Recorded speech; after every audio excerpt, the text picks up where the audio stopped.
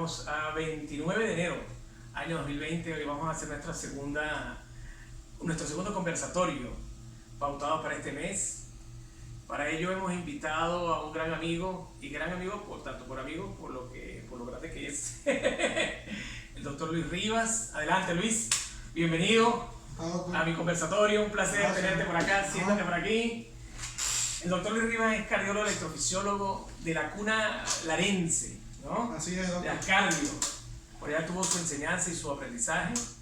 Trabaja con nosotros en esta unidad, aquí en la Clínica Victoria. Lo invité porque consideré que es apropiado este momento para la discusión de los 3 estudios que vamos a conversar el día de hoy. Bastante interesante. Muy interesante, sobre todo porque involucran al paciente con insuficiencia cardíaca. Y tú sabes que la electrofisiología, desde que la resincronización y el desfibrilador se implantan en estos pacientes en sus criterios, el electrofisiólogo se ha involucrado más en la patología de la insuficiencia cardíaca, ¿no? Sí. Sobre todo porque luego, una vez que se le coloca el dispositivo, el seguimiento también es importante farmacológico, además del mismo dispositivo. Forma parte de lo que es la terapéutica múltiple en estos pacientes, ¿no? Incluso es algo que se hace bastante hincapié en nuestros pacientes que ya están en cierta fase, cierta etapa, que están polimedicados con las terapias que ya han demostrado la disminución importante de esas hospitalizaciones y esas muertes secundarias a la misma insuficiencia cardíaca. Y forma parte de lo que es ese plan, ese esquema de tratamiento, que obviamente con los diferentes estudios que hemos realizado nos han permitido aumentar la sobrevida de nuestros pacientes. Sí, sobrevida y calidad, los dos que son tan importantes en estos pacientes, ¿verdad? En eso la terapia de resincronización y la terapia de desfibrilador también es importante. Pero bueno, hoy no vamos a tocar eso, Luis. Ese es tema para... Ese haría otro costal, vamos a decirlo así, ¿no? Sí. Sobre todo porque en el ámbito, en la idea que hemos querido de actualizarnos farmacológicamente de drogas que para la economía de Venezuela todavía no están aquí. Pero si el día que llegue ya sabemos cómo tal vez instaurar la gracia en estos estudios. Sí, así es. Y siguiendo en esta idea mía de tratar de hablar de las drogas actuales, vamos entonces a tocar 3 artículos que salieron publicados en el año 2014, 2018 y 2019 que involucran a este tipo de pacientes. ¿Cómo no?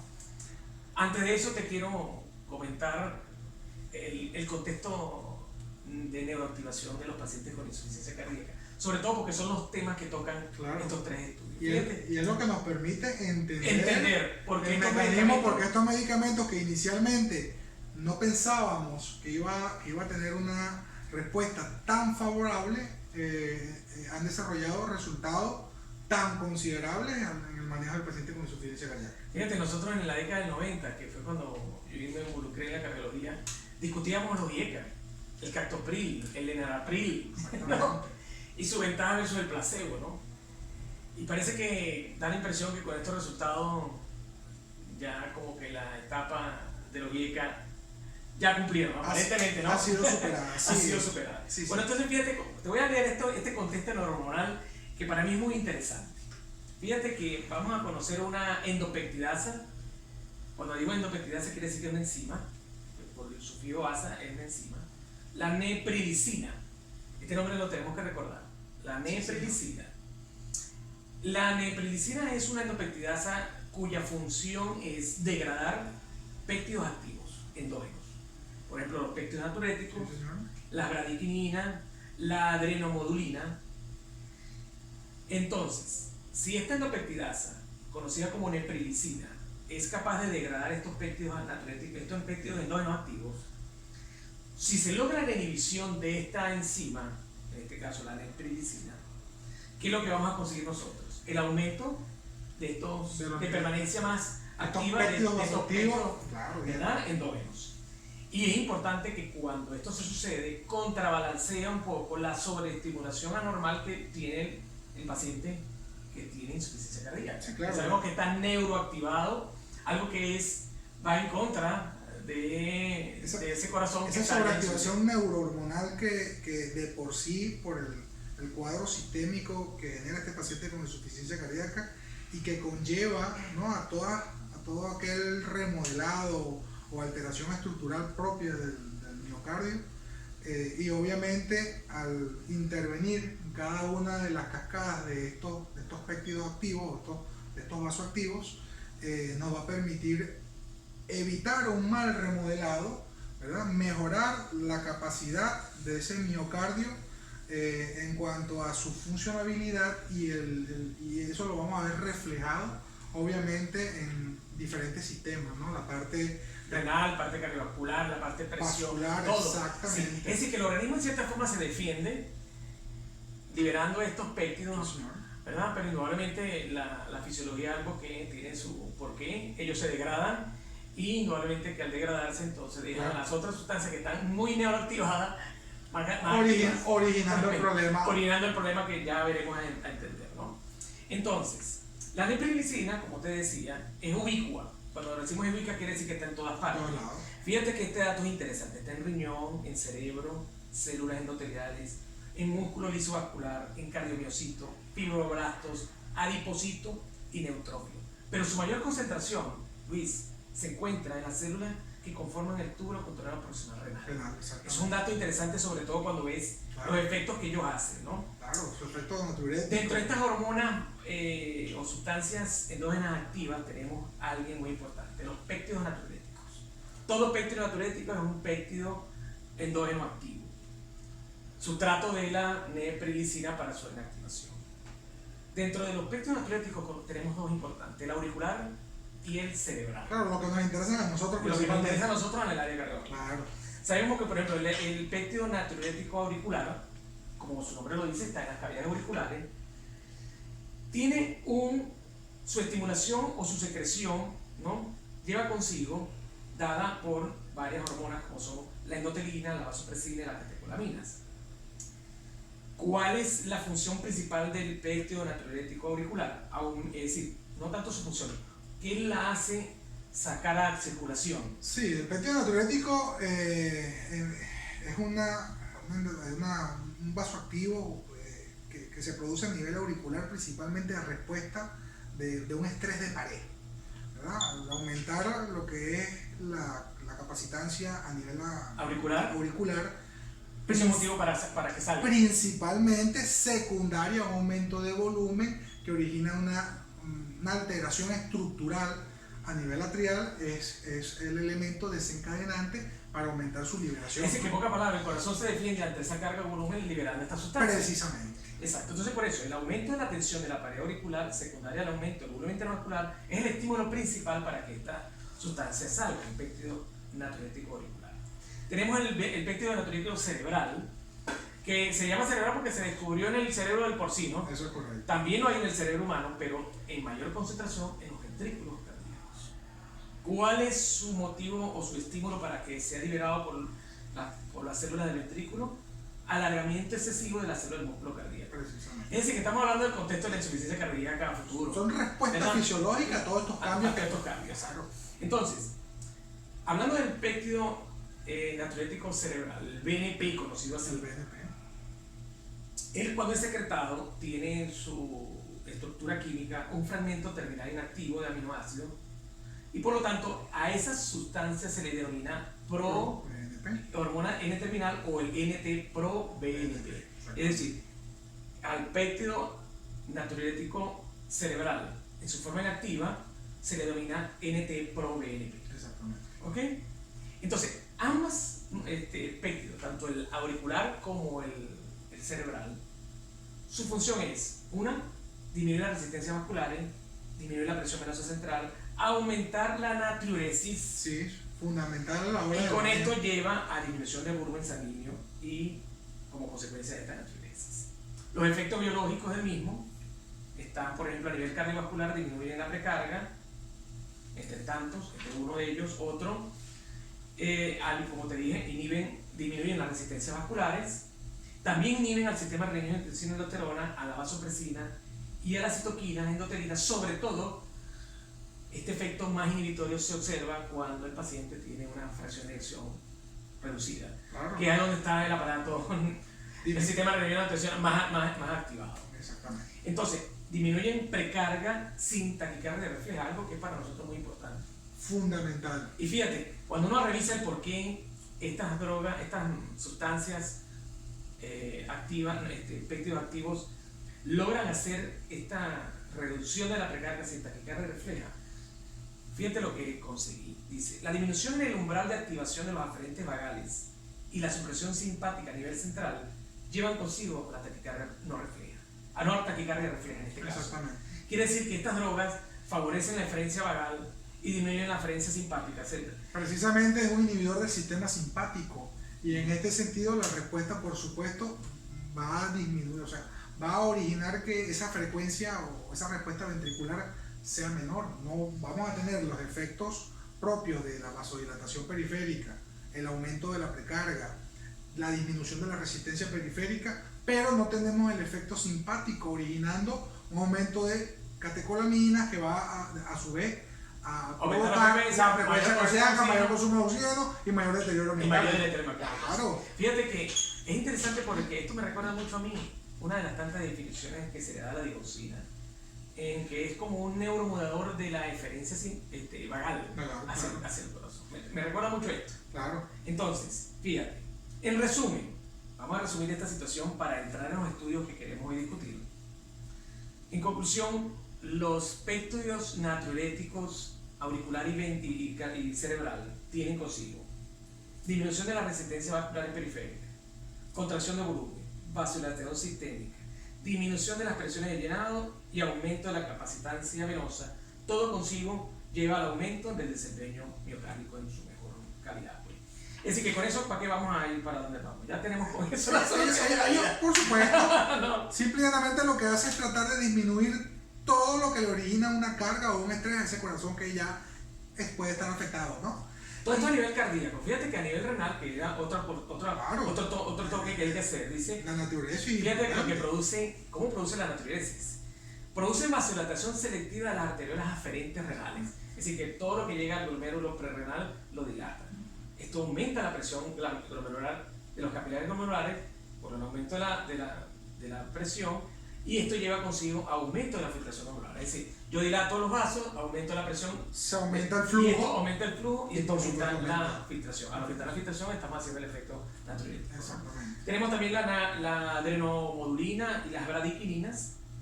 Por cierto, las bradiquininas eran en ciencia cierta era lo que a la larga los IECA lograban hacer, ¿no?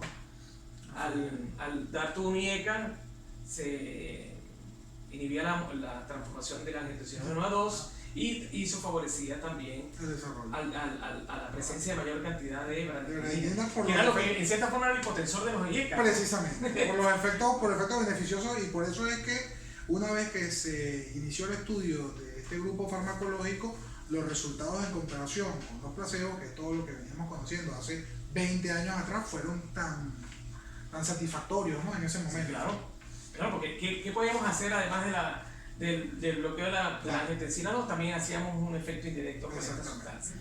Bueno, a la larga entonces nacen, conociendo los bloqueos y lo que se está buscando, estos medicamentos los ARNI, es unir un inhibidor a la hipercilicina o un bloqueante ARA2. Tratar de bloquear ambas vías metabólicas para favorecer los péptidos. Exactamente. Y de eso es lo que vamos a hablar hoy.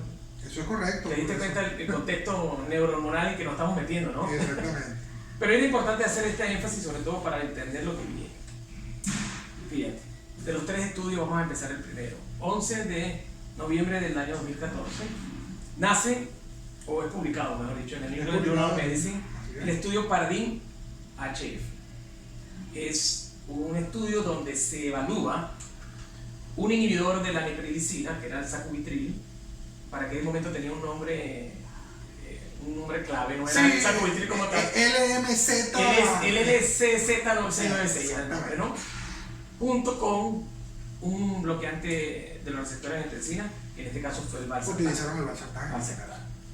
Fíjate que este estudio, publicado en este año, en 2014, quería ver cómo se comportaba la población con el enalapril versus el enalapril. Es decir, era estudio enalapril versus sacubitril valsartán en el contexto de pacientes con insuficiencia cardíaca. En líneas generales, lo que teníamos hasta ese momento era que el IECA era uno de los caballitos de batalla en cuanto al manejo de pacientes con insuficiencia cardíaca. Sí. ¿Ok? Entonces, obviamente se planteó tratar de comparar, ¿verdad? Evitar la comparación probablemente con un placebo, obviamente, y tratar de compararlo con el medicamento que ya estaba demostrado y ha mejorado, Claro. tenía una mejoría importante. Sí, sí, sí. Por eso es la importancia del estudio. El estudio. Es decir, ¿qué hacemos? ¿Inhibimos la IECA o inhibimos a la neprilicilina y bloqueamos el receptor Claro, de la neprilicilina? técnicamente hablando, obviamente existen algunos componentes éticos que probablemente limitaron estudiarlo en vista a que si ya conocíamos que los inhibidores de la ECA tenían o tuvieron tan buenos resultados, Su beneficio, exacto. exactamente, no podíamos suprimirlo para poder probar una molécula diferente, hacerlo versus un placebo. Sí. Eso fue lo interesante de este estudio, como ver el escenario. Bueno, vamos a ver si te damos esto, a ver qué pasa. A ver qué pasa. Sí. Fíjate que en la metodología de este estudio, un estudio doble ciego, aleatorizado, 8.442 pacientes fue la muestra. Los estadios de la clase funcional NIHA eran 2, 3 y 4. A predominio un estadio 2. Sí, no eran tan profundos los 3 y 4 en su concentración. La FEBI, o la fracción de eyección del ventrículo izquierdo, tenía que ser menor o igual a 0,40. Sí. Ya ahorita cuando revisemos esos criterios de inclusión es un punto importante, porque fíjense que en promedio esa fracción de eyección estuvo alrededor de un 31, 30% para ambos grupos. Entonces estamos hablando de pacientes que técnicamente hablando tenían una insuficiencia cardíaca con una fracción severamente deprimida. Exacto. Entonces el resultado obviamente cobra mucha más atención en vista de más riesgo. De mucho más riesgo. Exactamente. Entonces, el sacubitril valsartán, que en este caso, como te digo, la molécula se llamaba la LCZC96, dado a 200 miligramos, y el enalapril dado a 10 miligramos 20. El objetivo del estudio, oye, evaluar los efectos del sacubitril valsartán sobre la mortalidad y morbilidad y ver si eran superiores a los IECA en pacientes con insuficiencia cardíaca crónica y fracción de eyección reducida de PI. Sí, buscaron un punto importante, ¿no? Se fueron duros. Se fueron muy duros porque, claro, pudieron haber estudiado mejoría de síntomas, cosas muy sutiles. Cosas sutiles que probablemente en los análisis secundarios lo reflejan, pero en realidad el punto compuesto fue bastante importante. Sí. Mortalidad cardiovascular, mortalidad por todas las causas. Sí, la cuestión es que jugar contra el IECA era algo que había duro. Que llevarse. Claro, ¿okay? Claro. Entonces, fíjate, criterios de inclusión, ya te lo vuelvo a decir: mayor de 18 años, fracción de eyección menor de 0,40, NIHA 2, 3 o 4, y aquí viene un punto importante, la parte bioquímica. El BNP de estos pacientes tenía que estar en 150 picogramos, o el NT-proBNP, que ya lo entendimos porque lo explicamos hace poquito, tenía que ser mayor o igual de 600 picogramos. Si estos pacientes habían sido hospitalizados durante ese año, el valor del BNP tenía que ser menor, 100, y el NT-proBNP mayor o igual de 400. No, porque estos eran pacientes que estaban ya medicados por otra, que podían haber reducido estos niveles, ¿verdad? Entonces, tendrían que haber estado recibiendo IECA o ARA 2. Sí, estos pacientes. Objetivo primario, ya lo como compuesto de muerte, causa cardiovascular o una primera hospitalización por falla cardíaca. Es decir, vamos a evaluar la capacidad que tiene esta droga de reducir las hospitalizaciones una vez recibiéndola, o que no moriera por una causa cardíaca. Hubo objetivos secundarios, como siempre hay objetivos secundarios. Primero, tiempo de muerte de cualquier causa, a partir del momento que recibe la droga. Y este score yo no lo uso particularmente. El Kansas City Cardiomyopatric, el KCSQ, ¿no? Se hacía una valoración basal y a los 8 meses y ver cómo era el cambio del puntaje, ¿no? Principalmente para evaluar la mejoría sintomática del paciente. Exacto, eso es sintomática, exacto. Y la presencia de FA y tiempo de declinación de la función renal. Por cierto, vamos a limitar este punto porque no hubo diferencia en ninguno de los grupos. No hubo reducción de FA, no hubo reducción del deterioro renal para ninguno de los dos. Exactamente. Nos vamos a fijar, siempre lo importante es en el punto objetivo primario, ¿no? Los resultados, hermano, de esta historia. Que eso es lo bueno. Lo bonito, lo interesante por el cual este estudio trae. Y el contexto que va a llevar, que va a hacer que. Lo que va a decir que este estudio, desde el 2014 que fue publicado. Estamos hablando de algo del 2014. Exactamente. Y ya, fíjense que nosotros estuvimos revisando resultados preliminares incluso de este estudio. y los resultados fueron tan impactantes que antes de finalizarlos, bueno, ya más adelante vamos a ver cómo finalizó el estudio, cómo lo finalizaron, fueron tan significativos que se tuvo que dar, o sea, una pauta a la hora del manejo de estos pacientes. Esto está revolucionando el manejo del paciente con insuficiencia cardíaca. Estamos volviendo hace 20, 25 años con el uso del betabloqueante, por ejemplo. Resultados como ellos, claro. Exactamente, tan significativos y que marcaron una diferencia a la hora del manejo del paciente con insuficiencia cardíaca. Y bueno, personalmente lo comentaba con el doctor Carlos, creo que de aquí en adelante, en vista a los mecanismos químicos, bioquímicos que hemos visto, se va a seguir estudiando múltiples oportunidades de estas moléculas, ¿no? Probablemente no solamente en el paciente con insuficiencia crónica. Exactamente, probablemente a lo mejor en otras patologías veremos algún tipo de subestudio que valore el efecto que tenga a lo mejor en pacientes isquémicos, ¿no? O infartados, insuficiencia por infartado y todo esto. Exactamente. Sí, esto abre mucho el campo, ¿entiendes? Sí. Fíjate entonces. El estudio empezó el 8 de diciembre de 2009 y terminó el 23 de noviembre de 2012. 3 años casi de seguimiento. El enalapril lo recibieron 4.212 pacientes, el sacubitril/valsartán 4.187 pacientes. Fue un análisis con intención para tratar, en la que se valoró las causas que te comenté, es decir, los puntos, los objetivos primarios que ya recordamos. El compuesto de punto primario. Entonces, fíjate, los resultados. Voy a comentarles, yo no voy a comentar nada del porcentaje grande, sino lo significativo de cada uno. Fíjate. Muerte de causa cardiovascular más hospitalización por insuficiencia, que fue el punto opuesto. El punto combinado. En el grupo sacubitril ARA2, 21.8% se dio en esa población. En el grupo IECA fue el 26.5%. Igualmente que hubo más muertes y más hospitalización en el grupo IECA. Y eso lo marca el hazard ratio, ¿no? Que vemos que la disminución de riesgo de presentar la muerte combinada o el punto combinado utilizando el valsartán más sacubitril en comparación con el enalapril dio estadísticamente significativo. Exacto. Reduciendo casi creo que y más del 20%. Y fue precoz. Claro. Este hallazgo fue precoz, hermano. Es un porcentaje importantísimo. Porque que haya la combinación compuesta nos dio a entender a nosotros lo importante que eran estas dos variables. Claro. Duro. Fíjate, hubo muertes cardiovasculares. En el grupo sacubitril ARA2, un 13.3% de la población tuvo muerte cardiovascular. En el grupo IECA, 16.5%. Es significativa también. En falla cardíaca se dio en el 12.8% de la población con sacubitril valsartán y 15.6% en el grupo IECA. Ambos también fueron significativos desde el punto de la P. Fíjate que a la larga nos dice a nosotros algo interesante, porque ya que se estaban valorando dos drogas, se puede estimar el NT en cada uno de ellos. Por supuesto. En el tiempo que duró el estudio, el número de pacientes que hubiesen necesitado ser tratados para prevenir un evento primario y una muerte de causa cardiovascular fue, para el grupo sacubitril ARA2, 21, y para el ARA2, para el IECA, 32. Claro. Es decir, Dios mío, aquí, párame que me tengo que bajar este 3. Párame que me tengo que bajar tengo que bajar este 3. Eso es así, doctor. Lo que nosotros comúnmente vemos en la consulta, ¿no? Y es que es una de las causas más frecuentes de consulta en cada uno de nuestros sitios de trabajo. Es un número muy duro. Sí. Son puntos primarios, puntos finales duros. Siempre yo tenía a mis maestros que obviamente nos mencionan de que la mortalidad es el punto más duro que puede evaluar una molécula.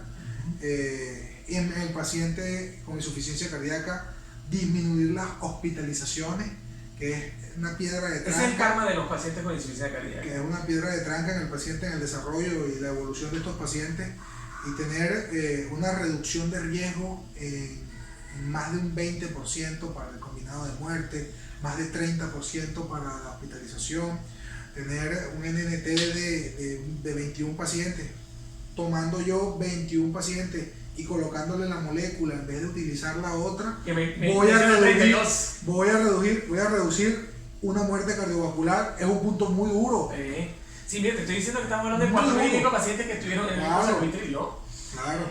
Bueno, entonces fíjate, para lo de muerte por todas las causas, igualmente también fue favorable para el grupo sacubitril. Hubo menos muertes de causa cardiovascular por todas las causas en el grupo Security un 17% versus un 19.8%. Eso llama mucho la atención. Entiendo. El punto de muerte por todas las causas.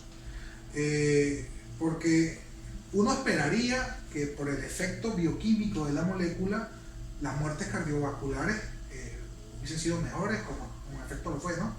Pero quizás a lo mejor muertes por todas las causas, probablemente con todos los efectos beneficiosos que ya conocíamos con Oyeca, en comparación con esta nueva molécula, probablemente no habría una diferencia importante. Sin embargo, a pesar de eso, el uso de esta molécula redujo incluso muertes por todas las causas y fue significativo. Entonces tú dices, epa, se me está muriendo menos el paciente con insuficiencia cardíaca por una descompensación aguda, por un edema agudo de pulmón, por una descompensación cardíaca, por falla renal, pero también se me está muriendo por cualquier causa. En líneas generales es un medicamento que está originando un efecto protector porque como múltiple. cardiólogos al fin nosotros vemos por el ojo del cardiólogo, pero claro, si lo miramos en un contexto global, dice, claro, esto va a tener que... el funcionalismo renal será algunas afectaciones metabólicas, otra vez. O será que hay una respuesta inflamatoria sistémica reducida. Que mejora, exactamente. Todo. Entonces, ese contexto que vive el paciente con insuficiencia. Claro, entonces para nosotros que manejamos día a día estos pacientes, obviamente son puntos totalmente importantes y es un punto fuerte que creo que, bueno, en conjunto con lo que está pensando el mundo de la cardiología, definitivamente creo que llegaron para quedarse, ¿no? Sí. Llegaron para quedarse y entonces ahora, fíjate, yo desde que he estado leyendo estos estudios veo un paciente y yo, Dios mío, ¿será que él podrá comprar el medicamento? Sí, bueno, esa es una de las cosas que yo le mencionaba, ¿no? Obviamente las condiciones que tenemos nosotros actualmente en cuanto a la disponibilidad de fármacos en nuestro mercado está limitado. Sin embargo, es también cierto que tenemos una gran masa de compatriotas que están actualmente fuera de nuestra frontera y le comentaba al doctor que habrá que hacer el puente. Recientemente me llegaron pacientes con molécula de sacubitril/valsartán y nos tocó ajustarnos y bueno, y al momento que estábamos haciendo las revisiones, por supuesto, vemos lo importante y no limitarnos. Probablemente a veces uno se limita en base a la disponibilidad que tenemos en el mercado, pero quizás con toda esta diáspora que ha habido, podemos tratar de intentar que nuestros pacientes, la mayoría o un gran porcentaje de nuestros pacientes... ¿Tienes algún dato de cuánto cuesta? Mira, en líneas generales... el tratamiento mensual, pues. Creo que debe estar, lo que me comentó un familiar, debe estar alrededor de unos 40 euros, 40 dólares mensuales. Ahora, obviamente son moléculas que son costosas. 40 dólares mensuales son 480 al año.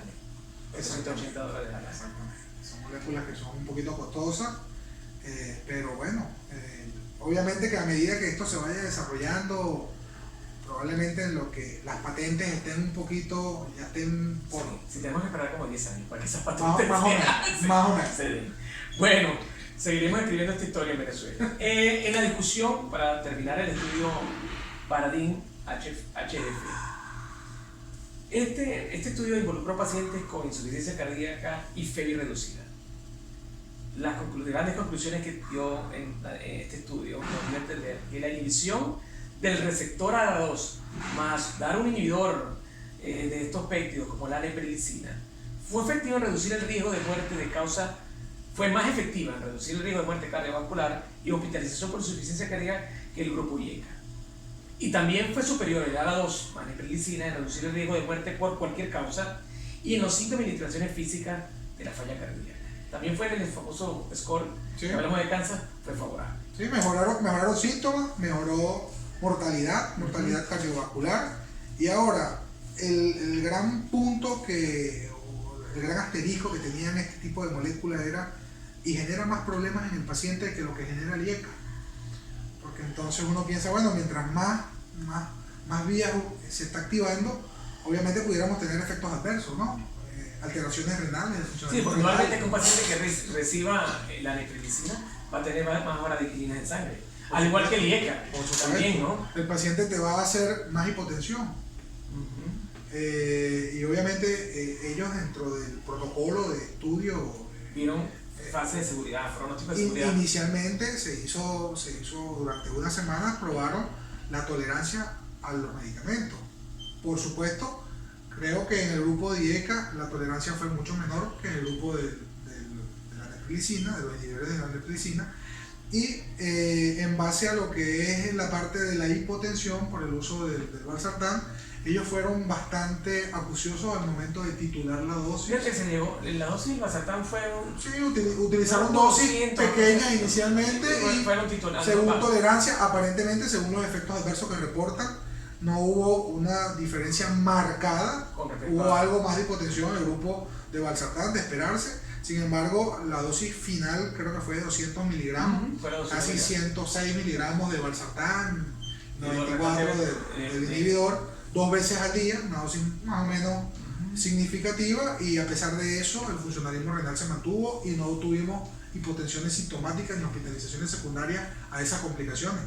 Entonces un medicamento eficaz, bello, bonito, seguro, no tan barato probablemente, bueno, la limitante de la disponibilidad en nuestra zona, pero es importante. Es un medicamento con futuro, por supuesto, con futuro, y además promete hacer que la vida del paciente con insuficiencia cardíaca se alargue y tenga calidad de vida, mejoró. Pero fíjate que como consecuencia de ese estudio, que fue en pacientes de insuficiencia cardíaca crónica en el 2014, en el 2018 salió otro estudio con la misma molécula, es decir, neprilicina y valsartán, el sacubitril y valsartán, versus en este caso, bueno, es interesante ver cómo fue que fue comparado, ¿no? Porque también indudablemente se corresponde con el enapril, siempre se hace versus el enapril. Sí, hicieron la comparación, pero entonces, ahora en otra situación, que buscaron un contexto diferente. Sí, fíjate. Entonces nace el Pioneer HF, me recuerda siempre el Pioneer el KP9000. Sí. ¿Tú conoces el KP9000? No. Yo lo conocí. No. Bueno, eso es un equipo de música, es otra cosa. El Pioneer HF, publicado en el New England Journal en el mes de noviembre del año 2018, 4 años después del paradigma.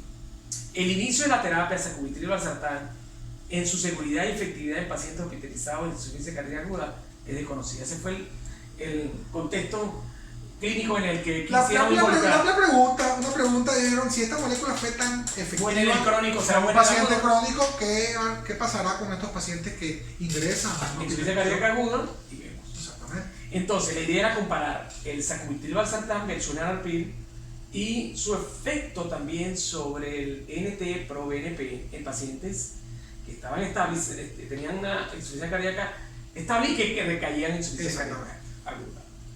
Eso fue lo que se buscó también, por supuesto, se buscó ver cómo eran en los pacientes hospitalizados su morbilidad. El ingreso, sí, por supuesto, el paciente que estaba. Pero lo que buscó en esencia cierta fue ver qué pasaba con el contexto bioquímico de estos pacientes. Fue su punto inicial, su punto primario. Es decir, vamos a ver el grupo que recibía valsartán y sacubitril versus enalapril y la modificación y el cambio que se podía dar. Claro, es diferente el contexto agudo que maneja este paciente, que mantiene niveles de NT-proBNP y de altos, muy altos, o considerablemente más altos, y ellos dicen, bueno, el efecto que me generó en aquellos pacientes que teóricamente tenían fracción deprimida, pero no estaban descompensados, con niveles más bajos de NT-proBNP y de BNP. Ahora, en este paciente que está en un contexto agudo, con niveles mucho más altos, ¿cómo responderá? Ahí fue el cuento. Y entonces, fíjate, estos pacientes entonces fueron así. Fue un estudio multicéntrico, aleatorizado, doble ciego, sacubitril valsartán versus enalapril en insuficiencia cardíaca aguda y fracción de eyección reducida. Criterio de inclusión, volvemos, siempre hago énfasis en criterios de inclusión porque son los pacientes que nos llegan. Tenemos que saber qué estamos estudiando. 18 años, mayor de 18 años, FEBI con fracción de eyección 40% menos. Y ojo, el NT-proBNP tenía que estar en 1600. ¿Te acuerdas que con el otro estaba en 900? En 900, claro. O 600 de claro. Y el BNP tenía que estar por arriba de 400. Claro. Sin síntomas de insuficiencia cardíaca aguda, sobre todo por sobrecarga de fluidos. Sí, señor. Entonces, fíjate cómo empezaron la dosificación. Se dieron en el inicio 26 miligramos de ARA2 y 24 de sacubitril, y al finalizar las 8 semanas teníamos que tener el ARA en 51 y el sacubitril en 49 la dosis. Los IECA empezaron con 2.5, BID 5 miligramos luego, hasta terminar en 5 miligramos. Lo que nuestra práctica clínica y los estudios nos han avalado desde hace un tiempo atrás, ¿no? Estos pacientes con tienen que dar dosis pequeña y tolerable. Progresiva. Fíjate que al finalizar se terminó el estudio con el ARA2 en 103 miligramos y el sacubitril en 97 y el IECA en 10 miligramos BID. Claro, 200 miligramos BID y técnicamente en promedio creo que fue alrededor de unos 18, 19 miligramos para el IECA. Sí. Bien. Objetivo primario de eficacia: tiempo promedio de cambio de la concentración del NT-proBNP desde el 0,4 a las 8 semanas. Ese fue el objetivo primario. Sí, señor. Aquí no hay muerte ni nada. ¿Será este medicamento capaz de reducir el ambiente? Los niveles de estos vasoactivos, lo que debemos entender es vasoactivos que generan tanto problema. Sí, lo que debemos entender es que si los péptidos están activados en D-vacía es porque el paciente está en insuficiencia cardíaca. Es muy importante. Claro. Su reducción nos traduce que técnicamente hablando hay mejoría, ¿no? de lo que está condicionando su salida. Exactamente. ¿Entienden? Objetivos de seguridad: empeoramiento de la función renal, síntomas de hipotensión, angioedema, fíjate. Esos fueron los objetivos de seguridad. Objetivos marcadores bioquímicos: tiempo promedio en el cambio de troponina de alta sensibilidad, de BNP también y de la reacción BNP-NT-proBNP. Hubo otros objetivos en los exploratorios que no, bueno, los voy a mencionar, pero nos vamos a recalcar sobre el objetivo primario.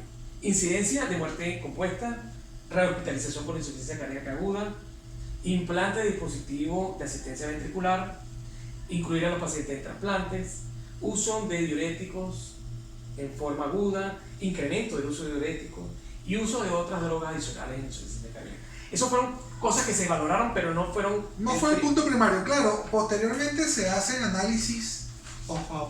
Claro, porque todo eso se va a sacar, digamos, claro, se le saca el jugo al estudio. Sí, esos son los subgrupos, los subestudios. Y entonces, revisando, uno se da cuenta que al hacer el análisis de los resultados, que ya lo vamos a revisar, vemos que estos subgrupos, o sea, porque nosotros podemos decir, bueno, es un estudio que lo que está evaluando es un parámetro bioquímico, pero a nosotros nos importa el parámetro clínico y de mortalidad. Exactamente. Sí. Entonces, al hacer estas evaluaciones posteriores al estudio, ¿verdad? Con estos puntos clínicos que también nos interesan, nos dimos cuenta que hay una correlación entre la mejoría desde el punto de vista bioquímico con la mejoría clínica.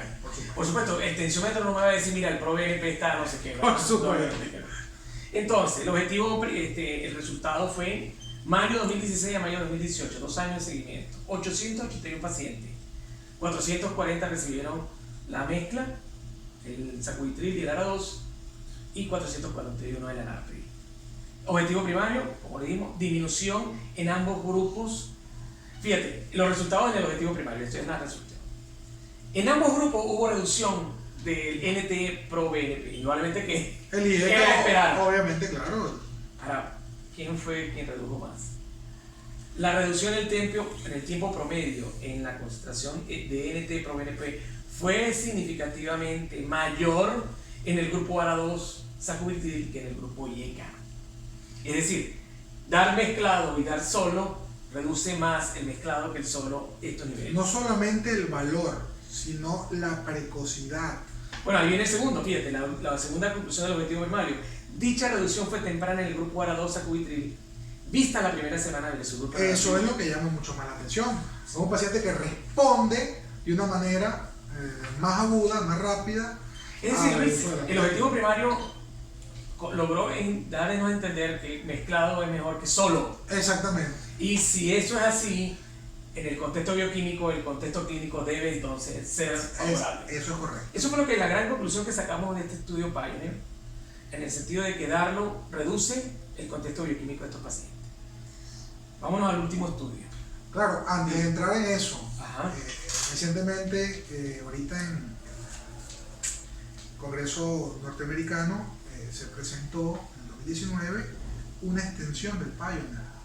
¿Qué hicieron ellos una vez que el paciente había pasado esas 8 semanas?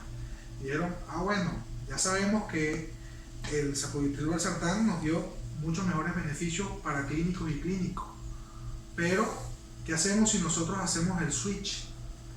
Pasamos a estos pacientes luego de las 8 semanas que estaban recibiendo enalapril Lo pasamos ahora. y lo pasamos a combinación de valsartán y sacubitril. Es un estudio muy bonito, se ven como las curvas cuando se hace el switch y pasamos al paciente con enalapril al uso de valsartán con sacubitril. Se ve como la disminución del NP-proBNP, ¿verdad? Hace una curva, un descenso marcado en comparación al que ya venía haciéndose de forma natural, y la mejoría en cuanto a los puntos secundarios de mortalidad, de hospitalizaciones, ¿verdad? También se ve como la curva inmediatamente, o el riego, ¿verdad? Es significativamente importante. Entonces ellos concluyen en ese aspecto que si no estaba recibiendo el sacubitril valsartán una vez el paciente ¿Lo haya recibía? pasado esas 8 semanas, entonces también es beneficioso quitarle el IECA y ponerle el sacubitril valsartán. O sea, un estudio que nos ratifica todo lo que hemos venido hablando hasta este momento. Bueno, lo que me ratifica a mí es que IECA, bloquear la enzima convertidora no es el truco aquí en la insuficiencia No, cardíaca. exactamente. No es el truco. Bueno, no es truco, o que salieron estos competidores que en realidad... Sí, se extendió porque... En realidad... ¿verdad? Cuando tú oías en los congresos qué decían los exponentes sobre la sobrevida de los pacientes de insuficiencia cardíaca a pesar de estar recibiendo IECA, todos tenían una mortalidad alta a los 5 años. Sí, claro. A pesar de casi un 50%. Entonces había estas dudas siempre. Bueno, vámonos a septiembre del año 2019. Ahora cambiamos. Ahora hacemos un switchecito y tiene una mención importante, porque al final te voy a comentar algo de este estudio del DAPA. Estos son medicamentos para diabéticos. Exactamente. Entonces, ¿será que estos medicamentos también van más allá de los que no son diabéticos? No solamente mejoran la afectación metabólica en estos pacientes diabéticos, sino que tienen un efecto en el cuadro inflamatorio sistémico, o en el funcionalismo renal, o a nivel cardiovascular, que genera una mejoría en el paciente con insuficiencia cardíaca. Una pregunta interesante. Claro, porque ahora sí el contexto de insuficiencia. Claro. Nosotros no eran en el contexto de insuficiencia de todos. Que tú te podrías preguntar, bueno, ¿y qué hace un fármaco para el metabolismo de la glucosa mejorando la insuficiencia cardíaca? Uy. Bueno, entonces aquí nace este estudio publicado en el England Journal para septiembre de 2019, el DAPA-HF Trial se llamaba así. Se necesitan datos en relación a los efectos de los inhibidores del cotransportador de sodio y glucosa a nivel renal en pacientes con insuficiencia cardíaca estable y FEBI reducida, esté o no esté presente la diabetes. Exactamente. Por eso tiene esta mención de este estudio, ¿no? Punto importante. Claro. No solamente se valora al paciente diabético, sino que también el que se no valora al diabético. paciente no diabético. Los métodos, fue un estudio en fase 3, control placebo, aleatorizado, 4.744 pacientes en clase funcional 2, 3 y 4, una FEBI reducida de 0,40 o menos, en las que recibían dapaglifosina a 10 miligramos orden diaria versus placebo. Criterio de inclusión. Y mira, los criterios de inclusión están interesantes, porque los criterios de inclusión de los otros estudios con la glifosina, todos eran diabéticos. Aquí no. Exactamente. Aquí tenías que tener o mayor de 18 años, una FEBI menor de 0,40, síntomas, tenía de clase funcional 2, 3 o 4, tendrías que tener un NT-proBNP de 600 o 400 por si había sido hospitalizado anteriormente, y si tenía fibrilación auricular o flutter, indudablemente que es un estrés auricular, va a tener niveles mayores de 900. Entonces fíjate, objetivo primario de este estudio, el DAPA-HF, compuesto de empeoramiento de falla cardíaca o muerte de causa cardiovascular, ¿no? Un episodio de empeoramiento de falla cardíaca dada por hospitalización no planificada o terapia endovenosa por falla cardíaca. Ese era el objetivo primario. Es decir, había muertes por causa cardíaca o te empeorabas o había necesidad de hospitalizarte para o darte otra droga. droga. Objetivo secundario. El objetivo secundario es un poco largo, pero vamos a leer. Compuesto de hospitalización por falla cardíaca o muerte cardiovascular, número de hospitalizaciones por falla cardíaca o muerte cardiovascular, cambio en el score del KSCQ, ¿no? Desde el inicio hasta el 8º mes, y un compuesto de deterioro de la función renal, muerte renal o muerte de cualquier causa. Esos fueron los objetivos secundarios. Primario, vuelvo a recordar, empeoramiento de la falla cardíaca o muerte de causa cardiovascular. Un Que detalle. hayan hospitalizado más. Mortalidad cardiovascular, deterioro de la falla cardíaca o una hospitalización. Eso fue el resultados. Vamos a ver cuáles fueron los resultados. Sí, claro, esperado, ¿no? Se espera porque... Esperado porque es una película que teóricamente hablando... Esperamos, vamos a comerciales. No, continuamos. no, no podemos continuar. Un día tendremos comerciales. Resultados. Febrero del 2017 a agosto del 2018. 410 centros, 20 países. El 42% de la población era diabética. Hubo un seguimiento promedio de 18.2 meses. Objetivo primario, después de la muerte.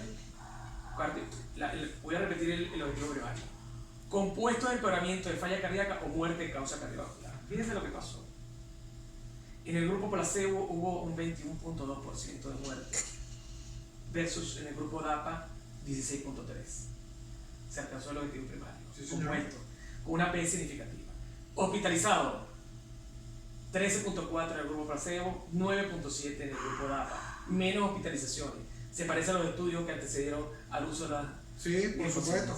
Muerte cardiovascular 11.5 en el grupo placebo, 9.6 en el grupo DAPA.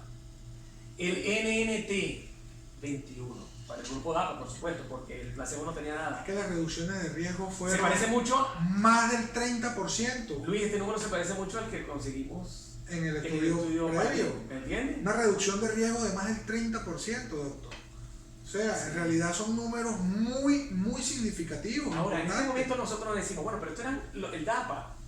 Exactamente. La dapaglifosina. Una molécula diferente, un antidiabético. Por Dios, una pregunta, ¿y qué tiene que ver eso con lo que estuvimos hablando en los dos estudios anteriores? Pues fíjate, para el año, esto es lo interesante de este estudio, y lo tengo aquí en vivo y directo, te lo voy a mostrar. El estudio dapaglifosina de New England Journal. Aquí hay una cosa interesante. Fíjate en los datos demográficos de estos pacientes. Las drogas que estaban recibiendo cuando fueron incluidos al estudio. El estudio. Diurético, el grupo dapaglifosina 93.4. Los que recibían IECA, 56.1 para el grupo DAPA y 56.1 para el grupo placebo. En el ARA, los ARA estaban recibiendo 28.4% para el grupo DAPA, 26% para el grupo placebo. Hubo pacientes que estaban recibiendo la molécula doble que habíamos hablado anteriormente. Sí, el sacubitril valsartán. Eso lo estábamos comentando. 10.5 lo estaba recibiendo el grupo DAPA y 10.9 el grupo placebo. Quiere decir que cuando estos pacientes fueron incorporados, ya algunos estaban recibiendo. Tendremos que ver un subanálisis. Bueno, ahí te voy a comentar algo. Exclusivo de ese grupo. Hay que hacerlo. Claro. Beta bloqueantes, el 96% de la población en ambos grupos estaba igual. Mineral corticoides, 71.5 para el dapagliflozin, 70 para el placebo. Para la digoxina, Luis, yo no sé qué vamos a hacer con nosotros la digoxina.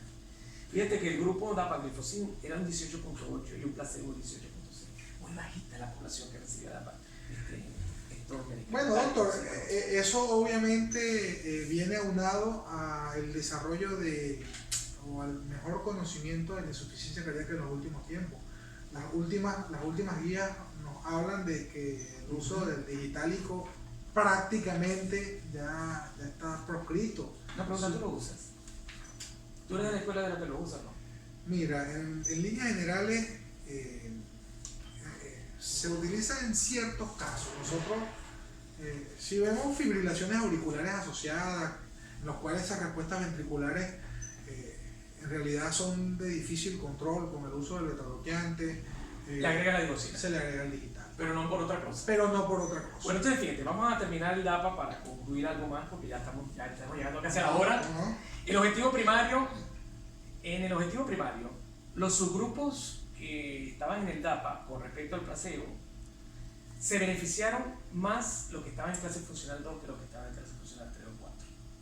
Eso es importante entender. Es decir, que da la impresión de que mezclaron, pero dar estas drogas inhibidores en descompensados no va a ir tan tan bien efectivo. como en los estables. Claro.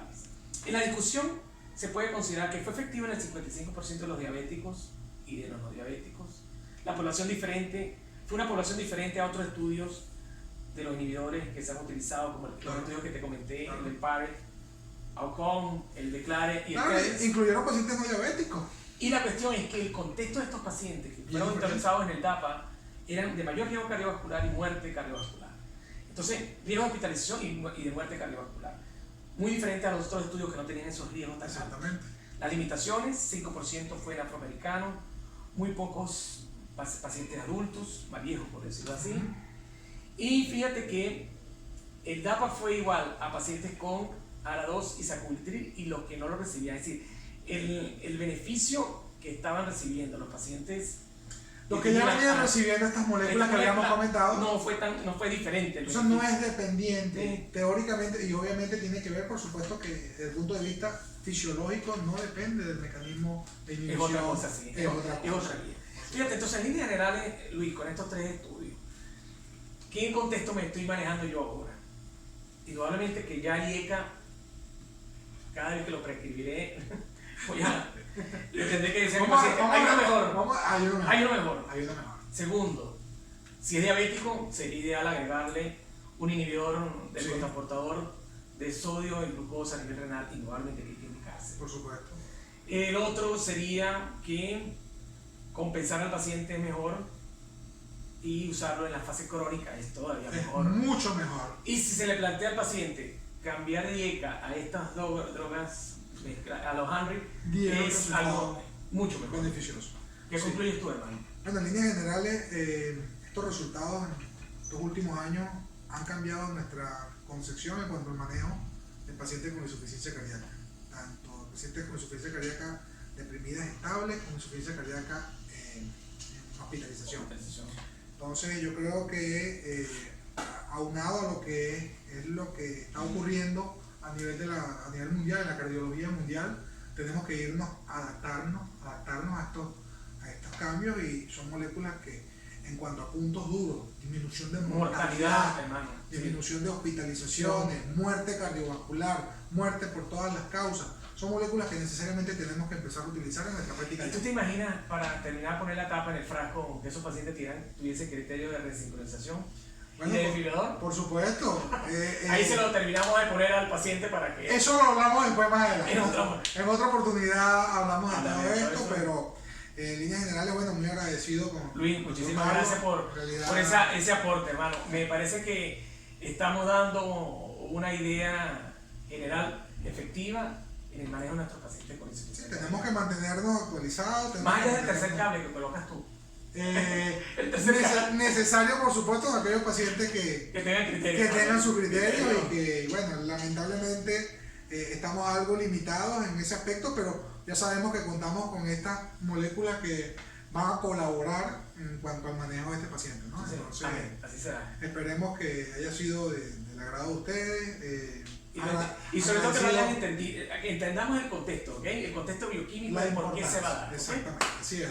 Hasta otra oportunidad. Gracias, muchachos.